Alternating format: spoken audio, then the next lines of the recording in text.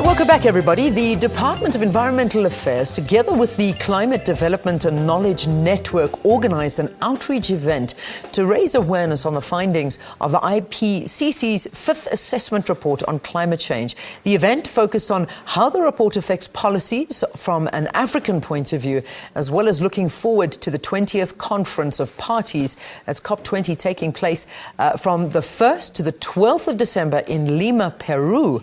We're going to be joined now this morning by Maesela Kekana, who is the Chief Director of International Climate Change Relations and Negotiations. It's good to have you. Thank you very, very much for being our guest here on Morning Live. Thank you for having me. Awesome. Tell us briefly what the objectives of the event are and what was actually achieved. The main aim of the dialogue, the National Climate Dialogue that was held last week in Midrand, was to further develop South Africa's lower carbon economy and to build climate resilience among societies. Yeah. And basically, some of the major achievements or progress that South Africa has made since hosting COP17, we see COP20 is just around the corner. Where has South Africa developed since then? Well, South Africa has continued to play an active role in the international climate change space. If I may give you a few examples, we were the first co-chairs of the board of the Green Climate Fund, and this is the fund that will help us in the developing communities to build climate resilience and also transition to lower carbon economy. So South Africa was really tasked with concluding the operational modalities of that board. But we've also internally within the country continued to do a whole host of things. For example, we increased the share of renewable energies in the energy mix. And we have also done a few studies such as the mitigation potential analysis, and we've mapped out the adaptation plans. So we've continued to work very hard. Yeah. Well, apart from the discussions and conferences, what is the department and the South Africa government doing practically to mitigate the impact of climate change? And I think that's really, really important to know. That's a very good question. We continue to increase the energy efficiency across all sectors. And as the department, we've also launched what we call the Green Fund, which is aimed at catalyzing investment towards building a lower carbon economy. And we've initiated a whole host of other things as the department.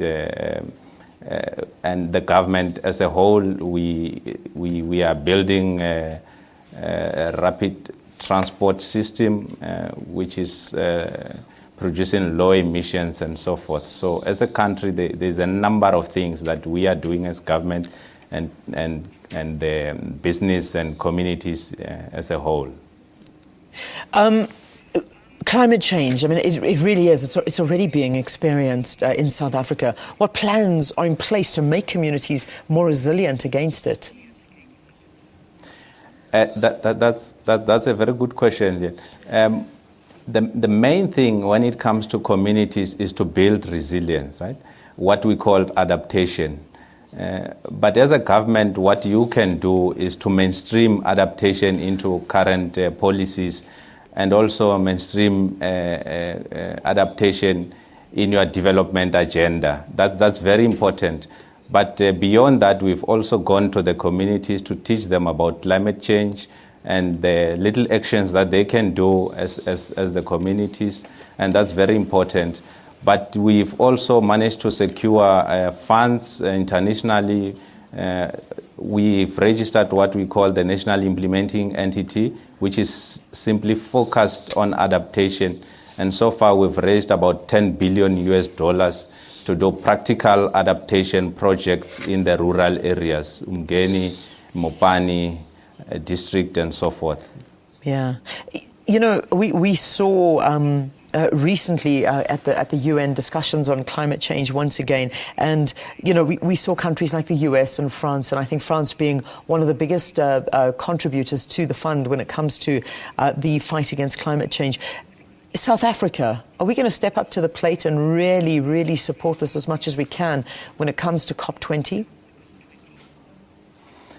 Yes, South Africa will be co-chairing what we call the Group of 77 and China, and through that chairing, we aim to facilitate the discussions towards a common an agreed agreement next year in Paris. You'd recall that in Durban during COP17, we agreed to a 4-year negotiation deal, and that ends next year in Paris.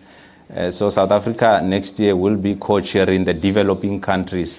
So it is our aim to work together with our partners through the G77 so that we can come to a successful outcome in Paris. Yeah. That is just one thing that we'll be doing as South Africa. Yeah, indeed. I mean, I must say, we had the opportunity of going to Paris this year, and we spoke to one of the heads for climate change representing France and Paris there. And it was just so lovely and interesting to see how seriously France is taking it. And sometimes we're almost feeling that we're lagging behind as a country, as South Africa. We see so many initiatives to try and combat all sorts of emissions happening. And yet South Africa, I'm not sure if we're stepping up to the plate. Perhaps that's not the right perception I have, and you can convince me otherwise. Do you feel that South Africa is up there, is with the world when it comes to this move against carbon emissions and moving against climate change? South Africa is actually a leader when it comes to climate change.